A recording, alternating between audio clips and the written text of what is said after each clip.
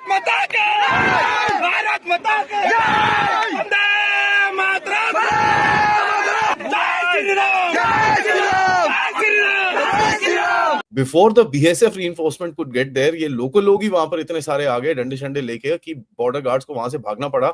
ये क्या कर रहा है भारत? तो इस सारी सिचुएशन में अगर भारत कोई अब जवाब देना शुरू करता है तो वो ठीक कर रहा है। देखिए भारत ने तो साफ तौर पर बीएसएफ की तरफ से एक स्टेटमेंट आया कि उनकी तरफ से कोई सिली सा ऑब्जेक्शन आया था जिसको हमने रबिश करके आगे अपना काम शुरू कर रखा है and work is on in full swing. ये उनका एक स्टेटमेंट है। भारत शायद एक मैसेज दे रहा बांग्लादेशियों को, भाई behave, we help you guys a lot, we always wish you well. इसके बावजूद आप, तो कहने का मतलब ये है कि आप खाल में रहें एंड ये फिर वापस चले जाते हैं because they know they are in the know कि इनकी हालत अभी they are not going to be able to actually stand there. उनसे बगल में बैठा हुआ था, मोदी जी के बगल में मोइजो जाके बैठा हुआ था और वही अब मतलब हाथ जोड़े हुए था। Look at that. अब आप सोचिए in terms of economic help, assistance, cooperation, collaboration. तो no more this kind of intolerance could be tolerated. Bangladeshi नागरिक जिहादी, जिसको आप जोम्बी भी कह सकते हैं, ये दोस्तों अकेले दो जो भारतीय सुरक्षा गार्ड यानी बीएसएफ के सैनिक थे वो गन लेके खड़े हुए थे, उनपे ये बांग्लादेशी पत्थर से डंडे से वार करने की कोशिश कर रहे थे। क्योंकि इसके पीछे का रीजन ये था, जो एक्चुअल रीजन बताया जा रहा है, कि भारतीय सेना मार्किंग करने गई थी कि कहां तक भारत का बॉर्डर है, क्योंकि भारत ने शुरू कर दिया फेंसिंग त्रिपुरा वाले रीजन में या ऐसे इलाके में जहां से बांग्लादेशी घुसपैठ करते। फेंसिंग नहीं था तो ऐसे ही आ जाते थे, घुस जाते थे। तो वो मार्क करने गए थे, ऐसे में बांग्लादेशी भड़क गए और डंडा लेके पत्थर लेके हमारी सेना पे अटैक कर दी। हमारी सेना के पास गन होने के बावजूद भी उन्होंने संयम बरता। बांग्लादेशी जो गार्ड था उसने भी बीच बचाव करने की कोशिश की। लेकिन इसके बाद जब ये खबर पता चली त्रिपुरा के नागरिकों को, फेंसिंग शुरू हुई, तो भारत के नागरिक वो आ गए और वहां पे भारत माता के जय के नारे लगाने लगे। ऐसे में बांग्लादेशी जल गए, यार अब तो हमारी रोजी रोटी पे लात पड़ने वाली है, भारत जब फेंसिंग कर देगा तो हम जाएंगे किधर? 2 वक्त की रोटी भारत से चोरी करके लाते थे, वो भी नहीं मिलेगा। तो बांग्लादेशी गार्ड ने कोशिश की कि रोक दी जाए फेंसिंग, लेकिन भारत कहां रुकने वाला है। भारत ने उस जगह पे फेंसिंग लगा दी। अभी फेंसिंग जारी है, लंबा बॉर्डर है तो काफी महीने लग सकते। एक इंसिडेंट हुआ मालदा में, वेस्ट बंगाल में, कि साहब जब बीएसएफ की तरफ से वहां पर बॉर्डर के ऊपर बॉर्डर फेंसिंग, जो बार्ब वायर फेंसिंग का काम वहां पर चल रहा है, उसका काम आगे कर रहे थे, तो बॉर्डर गार्ड्स आके वहां पर बीएसएफ को ऑब्स्ट्रक्ट करने की कोशिश कर रहे थे और थोड़ा सा कन्फ्रंटेशन के मोड पे वो चीजें गई, सिचुएशन गई। और जैसे ही वहां पर गया, लोगों ने जो वहां पर लोकल खेती बाड़ी कर रहे थे और जो लोग लोकल विलेजेस थे, उनमें देखा कि यार ये तो इतने सारे आके बीएसएफ वालों को तंग कर रहे हैं और ये जो फेंसिंग है उसका काम रोकने की कोशिश कर रहे हैं। Before the BSF reinforcement could get there, ये लोकल लोग ही वहां पर इतने सारे आ गए डंडे शंडे लेके कि बॉर्डर गार्ड्स को वहां से भागना पड़ा। खैर उस टाइम तक तो reinforcement भी आ गई और हमारी बीएसएफ की reinforcement भी आ गई and they had to actually just push back and उसके बाद फेंसिंग का काम दोबारा से स्टार्ट हो चुका है।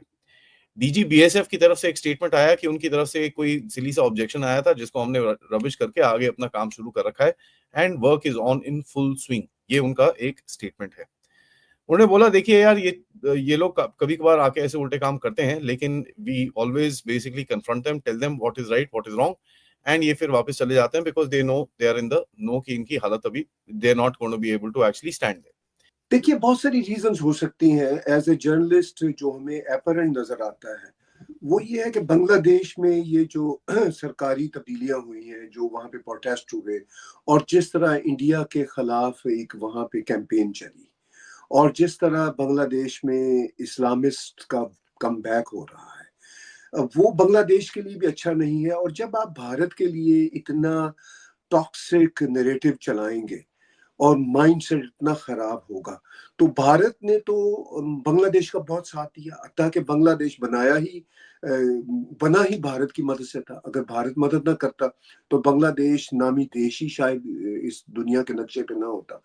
तो अब ये अगर अनग्रेटफुलनेस का एक एटीट्यूड बांग्लादेश में शुरू होगा तो फिर भारत रिटेलिएट तो करेगा, कोई ना कोई मैसेज तो देगा। देखिए अभी रिसेंटली भारत के फॉरेन मिनिस्टर जनाब जयशंकर साहब ने पाकिस्तान के हवाले से कहा कि एक्शंस हैव कॉन्सिक्वेंसेस।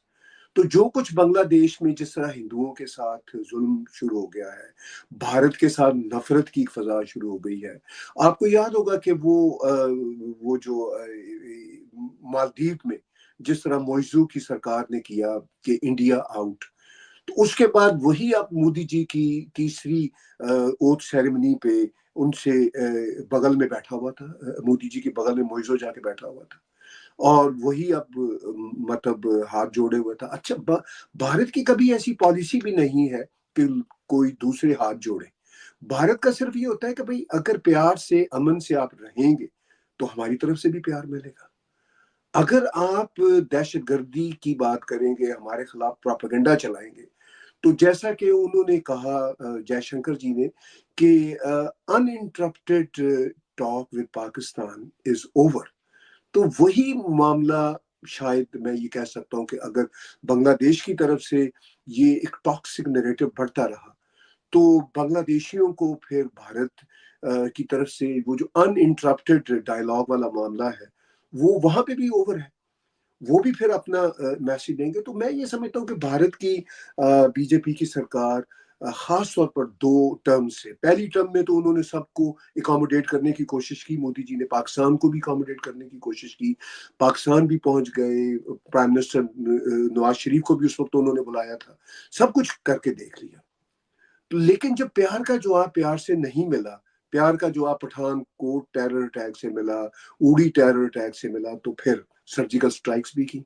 अब अगर प्यार का इतना उन्होंने मुजाहिरा साल हर साल से बांग्लादेश के लिए किया, अब बांग्लादेशी सिर्फ भारत से नफरत की वजह से एकदम से वो नफरत पता नहीं कहाँ से पैदा हुई उनके यहाँ, एकदम से वो नफरत आई है जिसकी वजह से अगर वो इस तरह की हरकतें करते हैं, फिर शेख हसीना भारत में, अब जाहिर है वो एक पॉलिटिकल असाइलम सॉर्ट ऑफ पे हैं भारत में, है वो कहाँ जाए अब जब इतना टॉक्सिक प्रोपेगेंडा और इतना टॉक्सिक ऑपरेशन उनके खिलाफ चल रहा है। मैं ये नहीं कि शेख हसीना के जो सारे एक्शन है उनको जस्टिफाई कर रहा हूँ, उनसे भी बड़े ब्लंडर हो गए, but that is not the way to move forward. तो इस सारी सिचुएशन में अगर भारत कोई अब जवाब देना शुरू करता है तो वो ठीक कर रहा है। देखिए, भारत ने तो साफ तौर पर प्रेसिडेंट बाइडेन के साथ जब नरेंद्र मोदी जी की पिछले हफ्ते बात हुई है तो उन्होंने तब भी बांग्लादेश के मसाइल का जिक्र किया, हिंदुओं पर होने वाले तशद्दुद का उन्होंने तब भी जिक्र किया। तो prime minister Modi is taking those things very seriously. इस पे जो अभी चीजें रुक रही हैं वो it looks like that, I am not sure, it looks like that कि भारत शायद एक मैसेज दे रहा बांग्लादेशियों को कि भाई behave, we help you guys a lot, we always wish you well. इसके बावजूद आप हिंदू माइनॉरिटीज पे वहां पे अटैक करेंगे, हमारे खिलाफ प्रोपेगेंडा करेंगे, तो no more this kind of intolerance could be tolerated. आप लोग बताना क्या बांग्लादेशी बॉर्डर पे फेंसिंग है?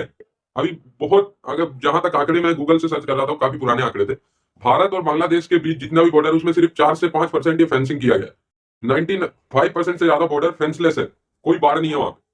लेकिन जब से ये मुद्दा इशू हाईलाइट हुआ है, भारत सरकार ने एस्टिमेट लगाया इसके लिए लगभग 400 से 500 करोड़ रुपए मजदूरी, उसमें जो मटेरियल यूज होता है, ये सब लगा के इतने 400-500 करोड़ रुपए लगेंगे पूरा बांग्लादेशी बॉर्डर को फेंसिंग करने के लिए। तो भारत सरकार ने इनिशियल बजट तो नहीं इसके लिए अनाउंस किया, बट हाँ धीरे धीरे फेंसिंग का काम जो है शुरू कर दिया गया है, ऐसा बताया जा रहा है। कुछ इलाकों में स्ट्रिक्टली आदेश है, जहां से ये मालदा वाला इलाका है, जहां तक न्यूज में बता रहे हैं, त्रिपुरा के कुछ सेंसिटिव क्षेत्र है जहां से भारी मात्रा में इलीगल ये रिक्शा खींचने वाले बांग्लादेशी आते हैं, उनको रोकने के लिए ये बाड़ लगाए जा रहे हैं। लेकिन जो इतना बजट है वो जल्द ही पास होगा, ठीक है, तभी ये बांग्लादेशी इलीगल रुकेंगे। इसके बाद बाढ़ लगाने से ही काम नहीं हो जाता पूरा, इनके लिए सख्त एक्शन भी लेना चाहिए। एक एक रिक्शा पुलर, एक एक बांग्लादेशी जो होते हैं ना, इनको पकड़ पकड़ के ऐसी सजाएं देनी चाहिए भारत में जो इलीगल आते हैं कि आइंदा से भारत आने की ये सोचे ना। जिसके भरोसे चल रहे हैं, जिसके भरोसे जी रहे हैं, उसी पे ये डंडा उठा रहे हैं।